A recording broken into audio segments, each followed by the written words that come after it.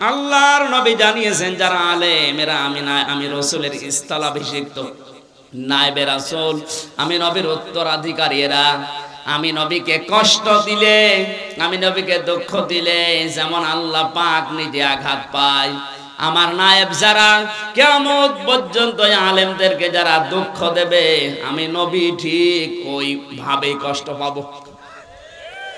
আর আমি নবী যদি কষ্ট পাই তাহলে তোমাদের যে আমলগুলো আছে ওগুলো কখন নষ্ট হয়ে যাবে তোমরা টেরও পাবে না।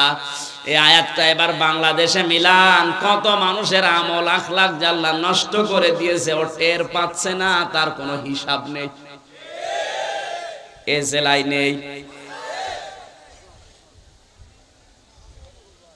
আপনার নিজের বাস্তব জীবনে আপনি মেলাবেন, আপনি আর যাই করেন না কেন অন্তত এইটা যেন হয়ে না যায়। কারণ নবীকে আল্লাহ এত সম্মান দিয়েছেন, এই পৃথিবীর ময়দানে আল্লাহ নিজের পরে সম্মান দিয়েছেন বিশ্ব নবীকে। আজকে আসার সময় পড়ছিলাম বুখারী শরীফের হাদিস, আল্লাহর নবী মুহাম্মদুর রাসূলুল্লাহ সাল্লাল্লাহু আলাইহি ওয়াসাল্লাম বলেন, খ্রিস্টান এক যুবক অকথ্য ভাষায় আমাকে গালিগালাজ করেছিল।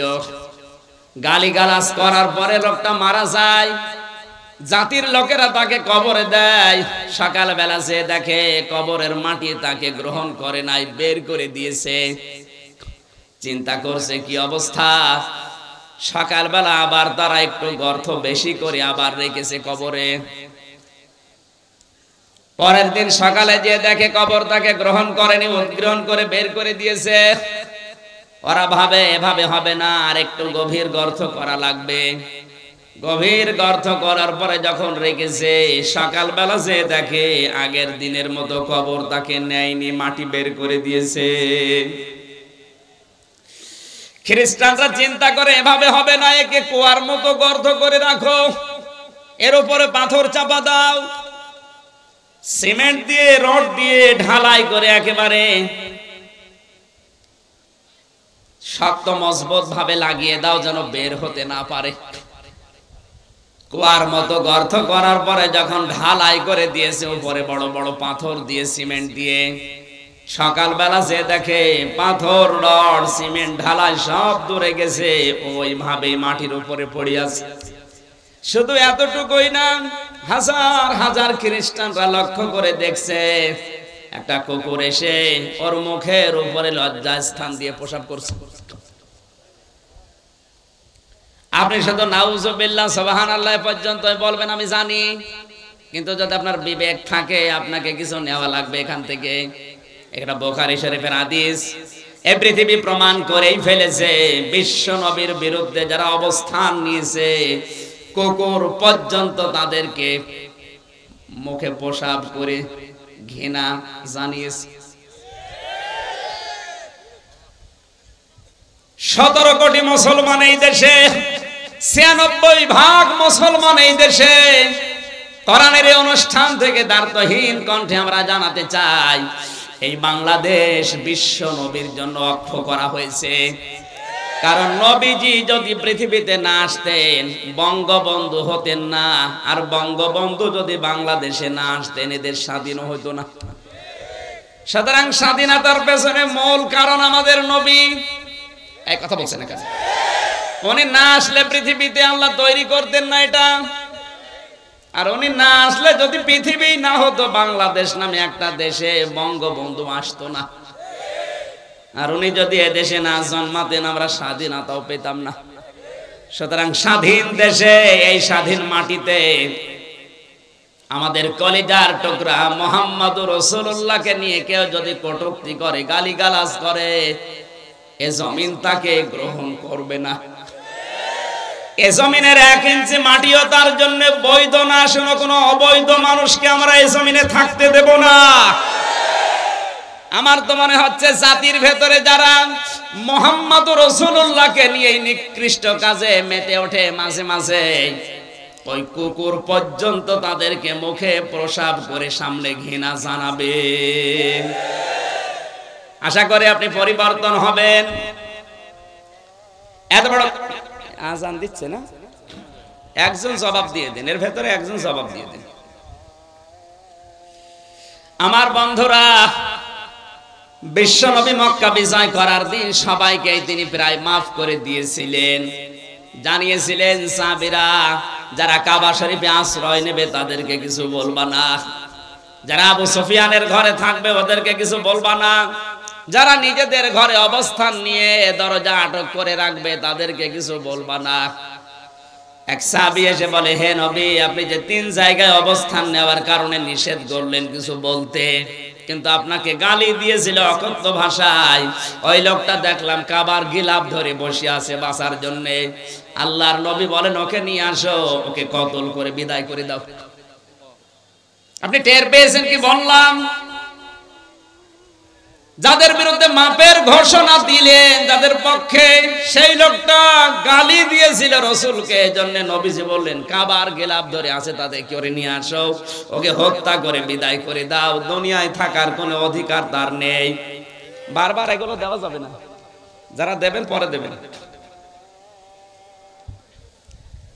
আমার বন্ধুরা, আপনার বিবেক যদি থাকে আপনি এখান থেকে আশা করছি কিছু নিয়ে যাবেন।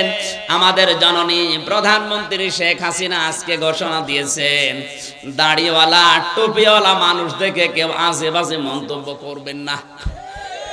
এই দাড়ি টুপি কি আমির হামজার? রাসূলের। কার? মানে রাসূলের প্রতি সম্মান দেখিয়েছেন। ওনার জীবনে যদি কিছু কবুল না হয়, অন্তত এই কথাটা কবুল হবে। কারণ বিশ্বনবীর পক্ষে পৃথিবীতে যে যা করেছে, আল্লাহ কাউকে মাহরুম করেন নাই, কিছু না কিছু দিয়েছেন। নবীজির আপন চাচা আবু লাহাব, এই লোকটার মতো নবীকে কষ্ট দিয়েছে পৃথিবীতে আমি আর কাউকে পাইনি। কারণ তার পুরা জীবন পড়ে দেখেছি, সব চাইতে বেশি কষ্ট দেওয়ার কারণে আল্লাহ তার নাম ধরে একটা সূরা দিয়েছেন, সূরা লাহাব। কোন সূরা? আল্লাহ তাআলা বলেন, তাব্বাতি ইয়াদা আবি লাহাবি ওয়া তাব। শব্দের দিকে খেয়াল করেন, তাব্বাতি ইয়াদা নে ছিল 2 বছরের কারণে নুনটা পড়ে গেছে। আল্লাহ তাআলা বলেন, তাব্বাতি ইয়াদা, ধ্বংস হয়ে যাক আবু লাহাবের 2 হাত, এবং সে নিজে, এবং সে ধ্বংস হয়েছে। শব্দের দিকে খেয়াল করলে দেখতে পেলাম আবু লাহাব নবীকে পাথর নিক্ষেপ করেছিল 1 হাত দিয়ে। কয় হাত? এখানে আল্লাহ কয় হাতের কথা বললেন? আরো জোরে। আল্লাহকে অবিচারক না মানে? এখানে এদন না দিয়ে এদা দিলেন কেন? আপনি যদি এই মোবাইলটা এখন এভাবে নিক্ষেপ করেন, দেখবেন এই হাত দিয়ে যদিও জোরে নিক্ষেপ করবেন, এই হাত নড়াচড়া করবে। আসতে বলে আবু লাহাব পাথর ঠিক নবীর দিকে এভাবে নিক্ষেপ করেছিল, কিন্তু ওর এই হাত, এই বামটা নড়াচড়া করে শক্তি জুগিয়েছিল। আজ বাংলাদেশ সহ বিশ্বে যারা বিশ্ব নবীর আদর্শের বিপক্ষে আছেন, নবীওয়ালা মানুষগুলোর বিপক্ষে আছেন, আল্লাহর নবীকে নিয়ে যারা কটূক্তি করেন, বাবারও ক্ষমতা আপনার ছিল না যদি পেছন দরজা দিয়ে আপনাকে কেউ নাড়াচাড়া না দেয়। আপনাকে আহ্বান জানাচ্ছি, হয়তো ডান হাত দিয়ে অনেকে চেষ্টা চালাচ্ছে বিভিন্ন কায়দায়, আপনি যে রাঘব আল বাম হাত দিয়ে পেছন দরজা দিয়ে নাড়াচাড়া দিয়ে সাহস যোগাচ্ছেন, আল্লাহ পাক যদি আপনাকে ধরে, পেছন দরজায় যারা আছে তারাও ছাড় পাবেন না। আল্লাহ ইয়াদা শব্দ দিয়ে এটা জানিয়েছেন, আবু লাহাবের তো 1 হাত ধ্বংস করলে ওর শাস্তি হয়ে যেত, ওর ডান হাত ব্যবহার করে নবীকে কষ্ট দিয়েছে, বাম হাতটা আমি ধ্বংস করলাম এই কারণে, কারণ ওই হাত একটু নড়াচড়া করে সাহস জুগিয়েছিল, শক্তি জুগিয়েছিল।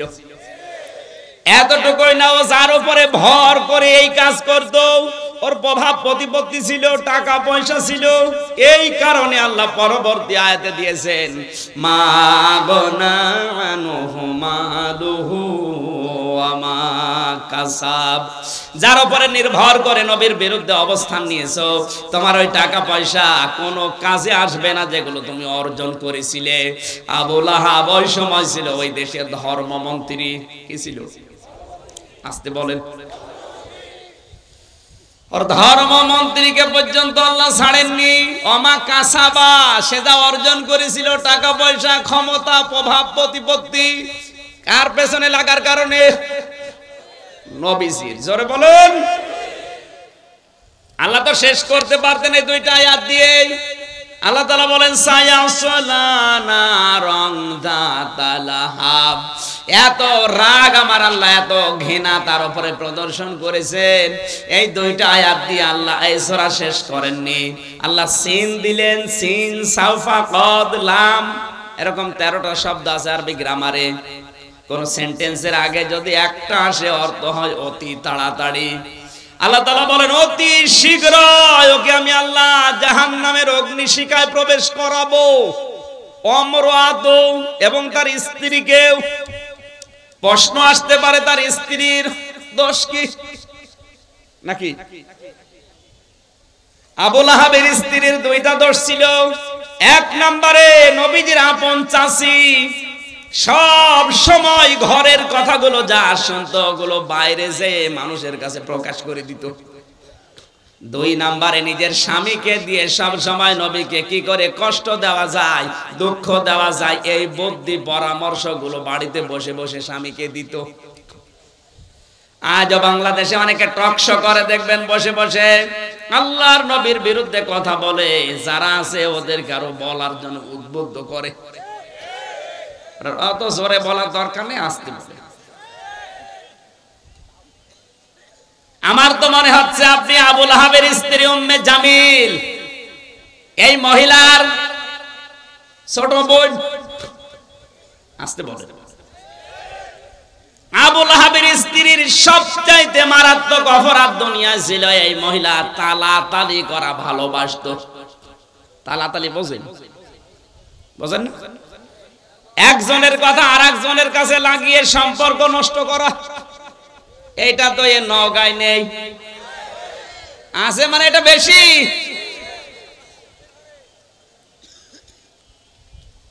আব্দুল গাফফার ভাইয়ের সাথে অনেকের হয়তো মিল নেই, খোঁজ খবর নিয়ে দেখবেন, কাছে যেয়ে দেখবেন বিষয়টা কিছু না, শুধু তালাতালির কারণে সম্পর্ক দূরত্ব হয়ে গেছে।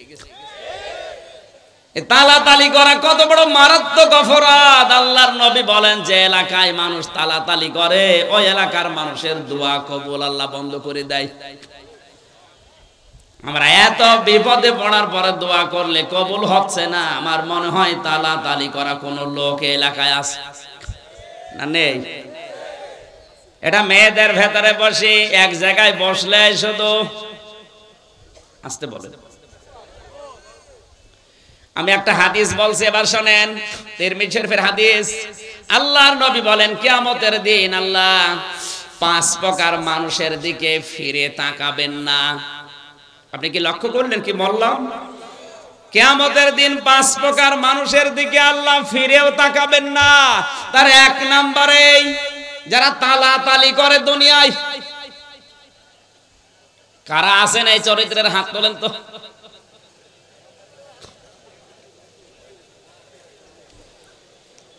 এই খেয়াল করেন, মুসা আলাইহিস সালামের জামানায় অনেকদিন বৃষ্টি বন্ধ ছিল।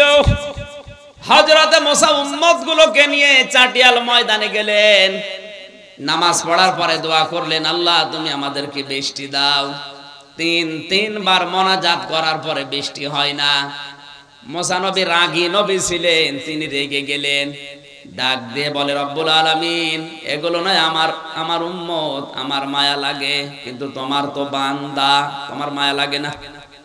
আল্লাহ তাআলা বলেন, মুসা মায়া লাগে তো বৃষ্টি দাও না কেন? দেব না।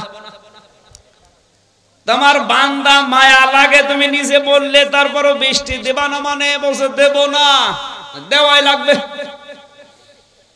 আল্লাহ তাআলা বলেন, মুসা বৃষ্টি আমি দিতে পারি কিন্তু দেব না, কারণ যাদেরকে নিয়ে দোয়া করলে ওর ভেতরে নামিমা তালাতালি করা একজন মানুষ আছে, ওরে যতক্ষণ বের করে না দিবা ততক্ষণ দোয়া কবুল হবে না।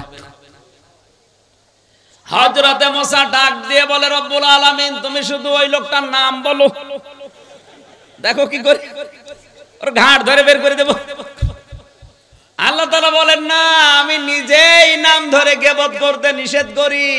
আর আজকে আমি নিজে নাম ধরে গীবত করব, হবে না। মুসা নবী বললেন, আল্লাহ আমি তো আর আলিমুম বিদাতিস সুদূর না, মানুষের মনের খবর আমি তো জানি না।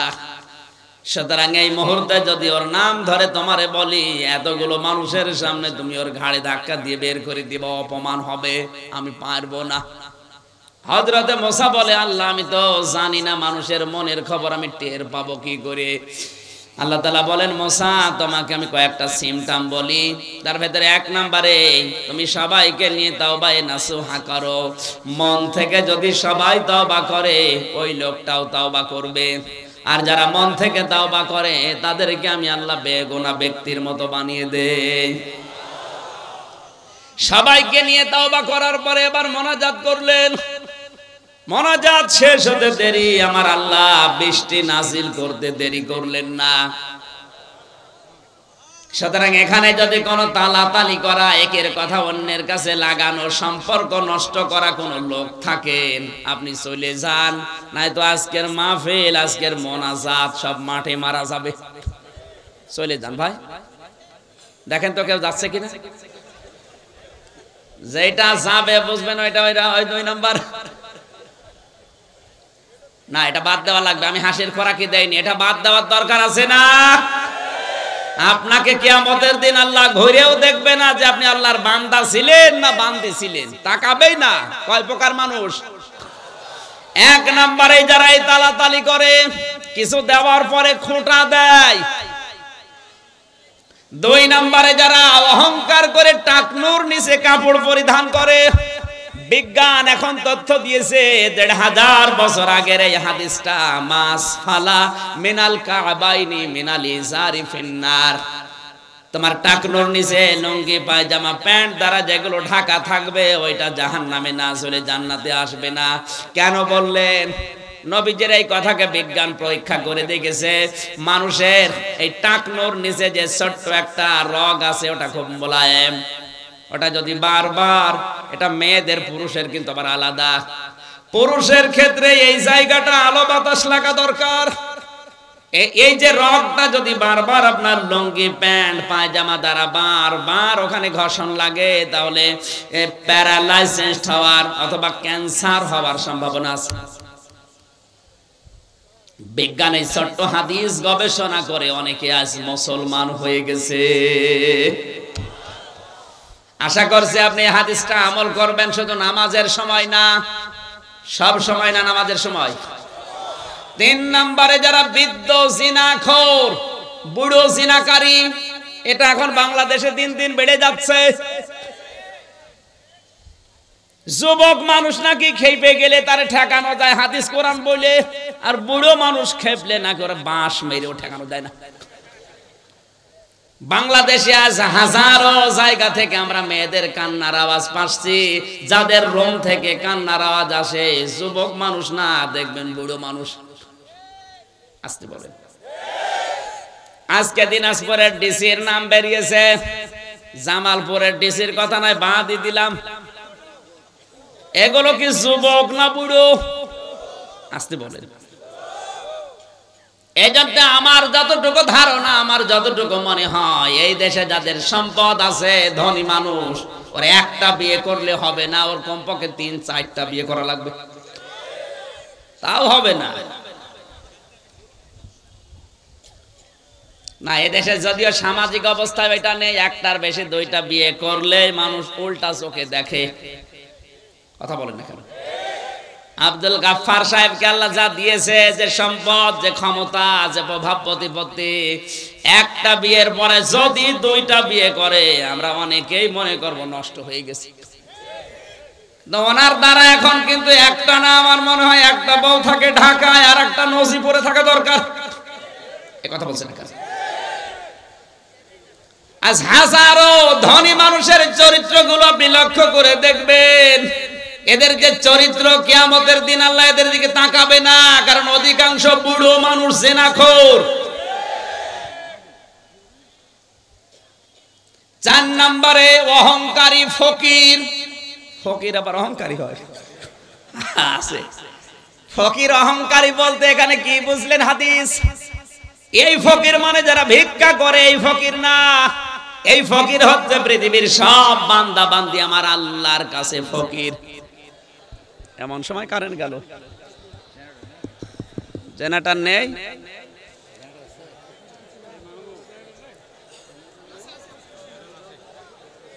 এত দেরি হলে তো সম্ভব না। ওখানে একজন বসে থাকেন।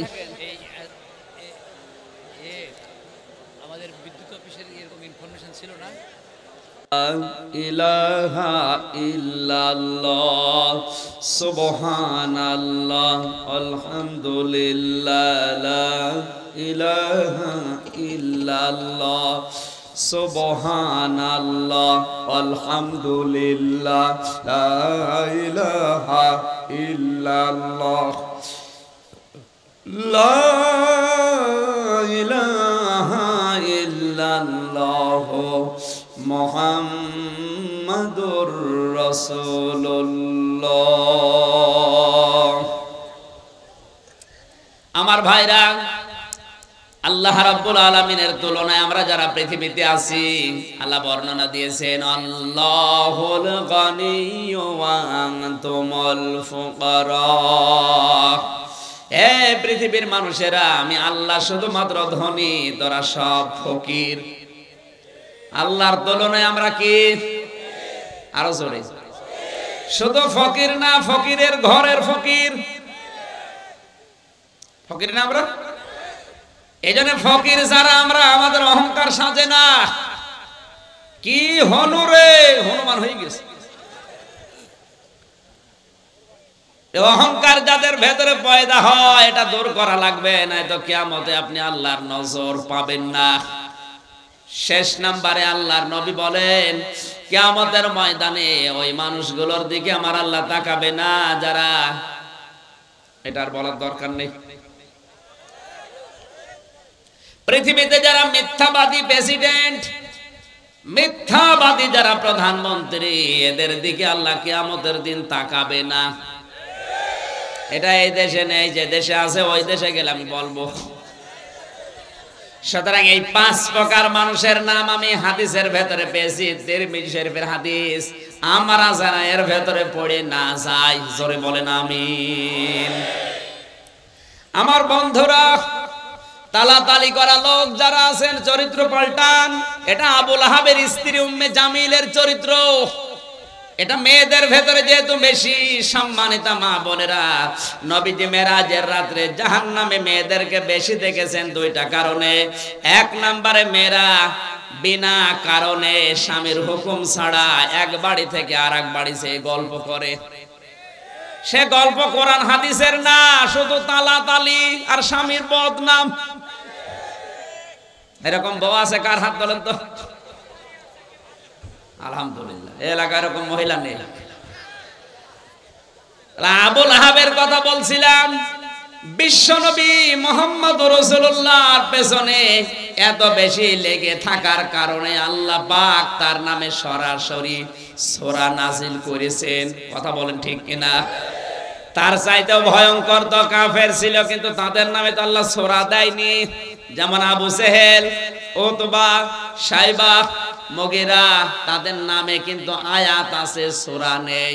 ওয়ালিদ ইবনে মুগীরার নামে একটা আয়াত আল্লাহ দিয়েছেন, সূরা কলমের 13 নম্বর আয়াত, উতুল্লিম বাদা যালিকা সানিম। এতটুকু শেষ। কিন্তু এই লোকটার নামে সরাসরি আমার আল্লাহ কোরআনে কারিমে আয়াত দিয়েছেন, সূরা পর্যন্ত নাযিল করলেন।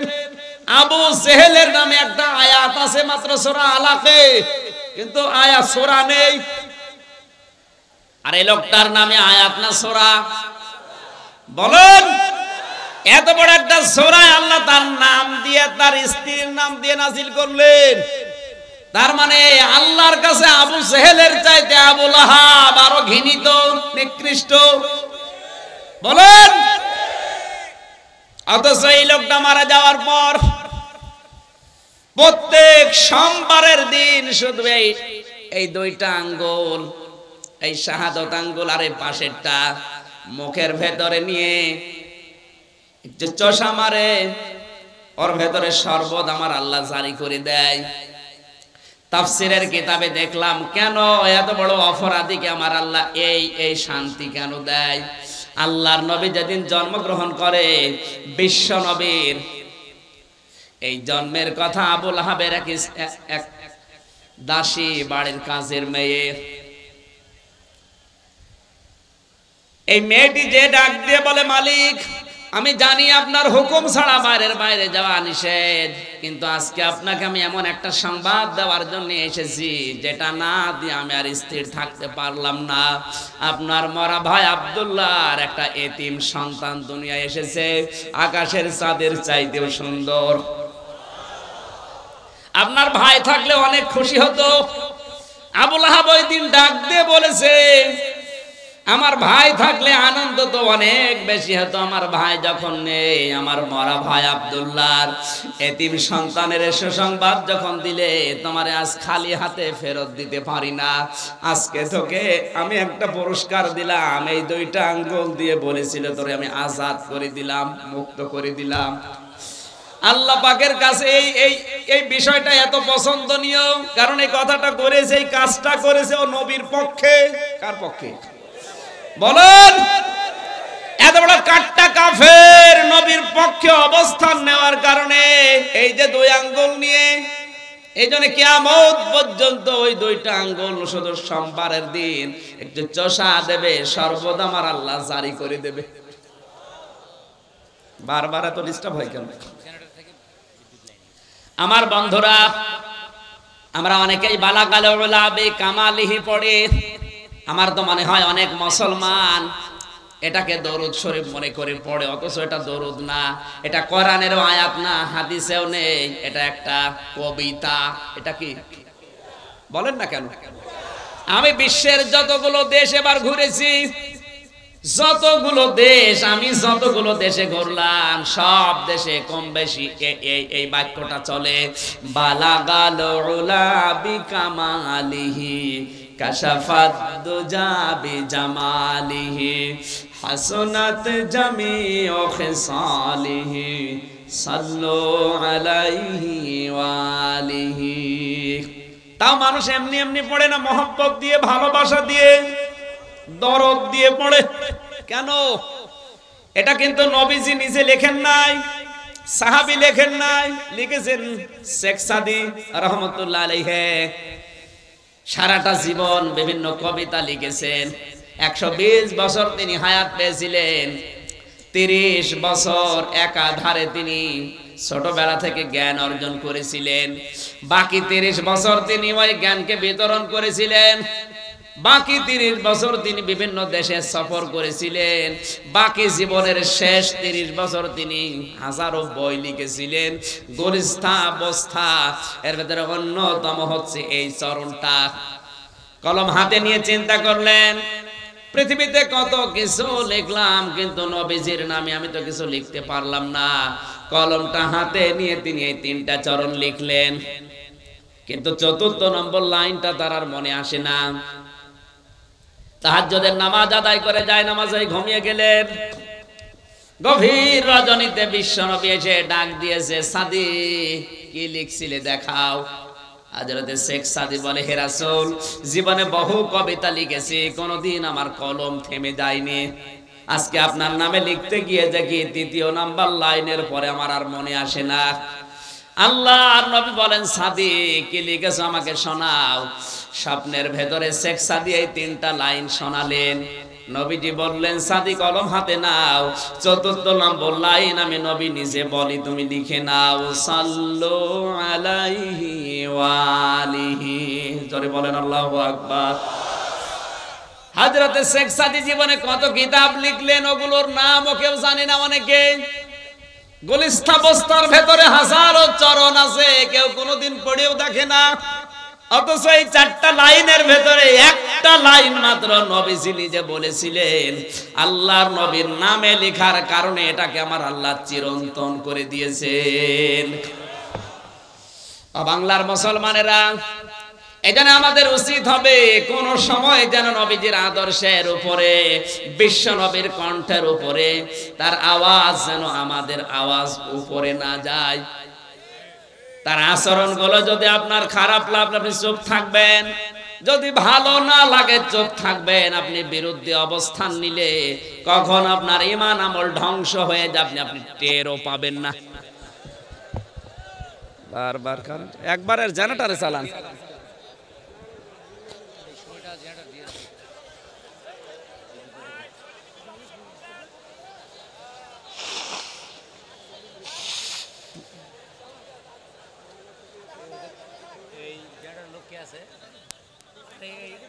অবশ্যই সময়টা জেনারেটর জন্য অফ করে না। সুবহানাল্লাহ আলহামদুলিল্লাহ লা ইলাহা ইল্লাল্লাহ আলহামদুলিল্লাহ লা ইলাহা ইল্লাল্লাহ লা ইলাহা ইল্লাল্লাহ মুহাম্মাদুর রাসূলুল্লাহ সাল্লাল্লাহু আলাইহি ওয়াসাল্লাম। আমার ভাইরা 6666টি আয়াত থেকে কোরআনে কারীমের সূরা তাওবার 72 নাম্বার একটা মাত্র আয়াত আমরা পড়েছি। পড়া কোরআনে আমার আল্লাহ তার মুমিন বান্দা বান্দীদের সাথে 25টি ওয়াদা নিজে করেছেন। কয়টা? আরো জোরে। এই 25টা ওয়াদার প্রথম নাম্বার ওয়াদা আল্লাহ তার মুমিন বান্দা বান্দীদের সাথে যেটা করলেন সেটা হচ্ছে তিনি মুমিন বান্দা বান্দীদেরকে জান্নাত দেবেন। আর আস্তে বলেন, এখানে ওয়াদা করছেন কে? কোথায়? কোরআনে। জোরে বলেন কয়টা? এই একটা বললাম নাম। তিনি তার মুমিন বান্দা বান্দীদেরকে জান্নাত দেবেন, এই ওয়াদা আল্লাহ কোরআনে করলেন। যিনি ওয়াদা করছেন উনি আমাদের মতো না যে সকালে এক কথা বিকালে এক কথা। কথা বলেন না কেন?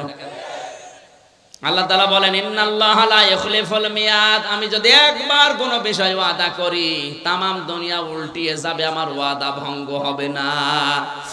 আর ওয়াদা করেছেন যেখানে, একে যেমন তেমন কিতাব কত অথেন্টিক আপনাকে আমি আগেই বলেছি। কয়টা ওয়াদা? আজকের যে ওয়াদা প্রথম নম্বরে আল্লাহ তার মুমিন বান্দা বান্দীদের জান্নাত দেবেন। জান্নাত কিন্তু সবাইকে দেবেন না, দেবেন তার মুমিন বান্দা বান্দীদের। কথা বললেন না কেন? এবার আসেন তো আমার আল্লাহ ওয়াদা দিচ্ছেন কাদের সাথে? মুমিন কারা? ইন্নাল্লাহা আশতারা মিনাল মুমিনিনা আনফুসাহুম ওয়া আমওয়ালাহুম বিআন্না লাহুমুল জান্নাহ। সূরা তাওবা 111 নম্বর আয়াতে আল্লাহ তাআলা বলেন অবশ্যই আমি আল্লাহ ক্রয় করে নিয়েছি আমার মুমিন বান্দা বান্দীদের কাছ থেকে তাদের জান আর মাল বিনিময়ে তাদেরকে আমি আল্লাহ জান্নাত দিয়ে দিয়েছি। একটু খেয়াল করে শোনা লাগবে। জন্মের পর থেকে আপনি আয়াত শুনেছেন আমি জানি, কিন্তু এর ভেতরে তথ্য আছে। এখানে সরাসরি ক্রেতাকে, এই জবান খোলেন না কেন? জোরে বলুন। বিক্রেতা আমরা বললে হবে না। এখানে আল্লাহ পাক সবার কাছ থেকে কিনতে চান না। ইশতারা মিনাল মুমিনিনা, যারা মুমিন। এখন এই মুমিন কারা? আল্লাহর নবী বলেন মুমিন তো ওই লোকটা যার হাতের দ্বারা আর মুখের দ্বারা পৃথিবীর মানুষ শান্তিতে থাকে। এখানে হাত মানে শুধু এই হাত না। আল মুসলিমু মান সালিমাল মুসলিমুনা মিন লিসানিহি ওয়া ইয়াদিহি। এই লিসান মানে শুধুমাত্র এই মুখ না, ইয়াদুন মানে শুধুমাত্র এই হাত না। ইয়াদুনের ব্যাখ্যায় আমি পেয়েছি ইয়াদুন মানে ক্ষমতার হাত, ইয়াদুন মানে আইনের হাত, ইয়াদুন মানে প্রভাব প্রতিপত্তির হাত, ইয়াদুন মানে টাকা পয়সার হাত। এই সমস্ত হাতের দ্বারা মুখ মানে শুধুমাত্র এই ছোট্ট গর্ত, এই মুখ না। আপনার হাজারো মুখ থাকতে পারে, আপনার একটা ইশারায় হাজারো লাশ দুনিয়ায় পড়ে যেতে পারে। আপনি যেটা দিয়ে ইশারা দিয়েছেন মুখ দিয়ে, ওইটাও মুখ। আপনার হাতের দ্বারা প্রভাব প্রতিপত্তির হাত, ক্ষমতার হাত, আইনের হাত, টাকা পয়সার হাত, আপনার শরীরের হাত হতে পারে। এই হাতের দ্বারা, মুখের দ্বারা যদি পৃথিবীর কোনো মানুষ আতঙ্কে থাকে, অশান্তিতে থাকে, আপনি আর যাই কিছু করেন না কেন এখনো মুমিন হতে পারেননি। এটা বাংলাদেশে হাদিসটা মিলান তো, এদেশে এখন মুমিন বেশি না কম?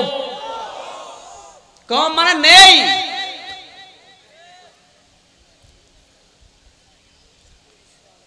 আমরা মনে করি এই দেশে 96% মুসলমান, এরপরেও দেশে ইসলাম কায়েম হয় না কেন? না, আমার দাদা বলছিলেন 96% না, বাংলাদেশে যেই দিন 51% মুসলমান আল্লাহর ঘোষণা অনুযায়ী তৈরি হবে, ওই দেশে ইসলাম কায়েম হতে 16 ঘন্টাও সময় লাগবে না। এক গরিব রিকশা চালক বহু কষ্ট করে 1 কেজি খাসির মাংস কিনে বাড়িতে নিয়ে স্ত্রীকে ডাক দিয়ে বলছে রান্না করো, আমি গোসল করে আসি। আর স্ত্রী রান্না করতে যে চিন্তা করছে দেখি কেমন লাগে, 1 পিস 2 পিস করে মুখে দিতে দিতেও ছাতা শেষ। চিন্তা করছে আমার স্বামী আসলে আমি বলবো কি। যখন গোসল করে এসেছে তখন খাবার দিয়েছে আলু, মূলা, বেগুন। ডাক দিয়ে বলে সেই গোশত বা মাংস কই? বলে আপনি জানেন না, আপনি গোসল করতে গেলেন, আমি সুন্দর করে রান্না করে ঢাকনা দিয়ে ঢেকে রেখে কলে পানি আনতে গেলাম, এসে দেখি মাংস আর নেই, ওই দুষ্ট বিড়াল সব খেয়ে ফেলেছে। লোকটা চিন্তা করে 1 কেজি মাংস, শুধু গোসল করতে গেলাম, রান্না কমপ্লিট, ঢাকনা দিয়ে ঢাকাও শেষ, কলে পানি আনতে গেছে কয় মিনিট লাগে, এর ভেতরে 1 কেজি মাংস বিড়াল খেয়ে ফেলেছে। পাশে তাকিয়ে দেখে ওই বিড়াল মিউ মিউ করছে, খপ করে চেপে ধরেছে। দাড়ি পাল্লা এনে ওজন দিয়ে দেখে 1 কেজি। ডাক দিয়ে বলে বউ, এটা যদি বিড়াল হয় সে মাংস কই? আর এটা যদি মাংস হয় সে বিড়াল কই? কারণ এই বিড়াল যদি 1 কেজি মাংস খায় এর ওজন হবে 2 কেজি। কথা বলে না কেন? 51% মুসলমান যদি হযরত ইব্রাহিম নবীর আদর্শ নিয়ে তৈরি হয়, 96% লাগবে না। আপনি মুমিন দাবি করলেই হবে না। অনেকেই মনে করে ছোটবেলায় আমার খাতনা করা আছে, আমি মুমিন না। মুমিনকে শুধু খাতনা করে দিলে যদি মানুষ মুসলমান হয়, তে ছাগল তো বড় মুসলমান। ছাগলের খাতনা করা নেই না, সম্ভব না। আল্লাহ তাআলা জাত তার কাছে কিনবেন, অত পাগল আমার আল্লাহ না। আল্লাহ কিনতে চায় শুধুমাত্র কারটা, আরো জোরে। সুতরাং আপনি যদি মুমিন না হয়ে মাদ্রাসা বানিয়ে দেন, আপনার মাদ্রাসা আল্লাহ নেবে না। কারণ আল্লাহ নিতে চাই মিনাল মুমিনিনা, মুমিনদের কাছে। আল্লাহর টাকা পয়সা দরকার না, আল্লাহর দরকার আপনার ইচ্ছাটা। এই কথা বলে না আমার ভাইরা, এখান থেকে আপনি শিক্ষা নেওয়া লাগবে। আল্লাহ তাআলা ইশতারা মিনাল মুনাফিকিনা দাইনি, ইশতারা মিনাল কাফিরিনা দাইনি, ইশতারা মিনাল মুশরিকিনা দাইনি।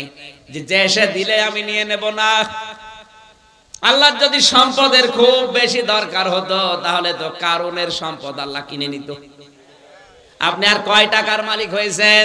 কারুনের যে সম্পদ ছিল, কোরআনে কারিমে আল্লাহ একটু টাচ দিয়েছেন মাত্র। ইন্না কারুনা কানা মিন কওমি মূসা ফাবাগা আলাইহিম ওয়া আতাইনাহু মিনাল কুনুজি মা ইন্না মাফাতিহাহু লাতানু বিল উসবাতি উলিল কুওয়া। সূরা কসস 20 নম্বর পারা 13 নম্বর পৃষ্ঠা 12 নম্বর লাইন 10 নম্বর লাইনের 76 নম্বর আয়াতে আল্লাহ জানিয়েছেন, কারণ মুসা নবীর অবাধ্য ছিল, তাকে এত সম্পদের মালিক আমি আল্লাহ বানিয়েছিলাম। 70 জন যুবক মানুষ লাগতো তার শুধু চাবি বহন করতে। 70 জন যদি যুবক লাগে চাবি বহন করতে, তো তালা বহন করতে কতজন লাগবে? আর যদি তালা এত হয়, তো বাক্স কত ছিল? আর আপনার সম্পদের দরকার হলে আপনার কথা আল্লাহ বলতো না কোরআনে, তাহলে কারণের নাম দিয়ে দিত। কথা বলেন না কেন? বাংলাদেশের দিকে যদি আল্লাহ আয়াতটা দিত, তাহলে কিছু মানুষের নাম আল্লাহ উল্লেখ করে দিত। মোসা বিন শমশেরের নাম বলতো, সালমান এফ রহমানের নাম বলতো, আকিজ কোম্পানির নাম বলতো। আপনি কয় টাকার মালিক, আপনাকে তারা 10 বার না 100 বার 1000 বার কিনতে পারে, বেচতে পারে। আমি আকিজ কোম্পানির আদ্দিন হাসপাতাল, যেটা আকিজের বড় ছেলে ডাক্তার মহিউদ্দিন, ঢাকা মগবাজারে আদ্দিনে আমি জমান নামাজ পড়াই মাসে 2 বার। আমি দেখেছি ওদেরকে আল্লাহ যে সম্পদ দিয়েছে। বাংলাদেশের ভেতরে এখন ওরা 3 নাম্বার ধনী। 10টা ধনী যদি থাকে পুরা দেশে, ওনারা আছে 3 নাম্বারে। আর আপনার তো নামই আছে, তাহলে আপনি তো ওর ভেতরেই নেই। তাহলে ইস্তারা মিনাল মুমিনিনা, আল্লাহ কিনতে চান, কিন্তু সবারটা না।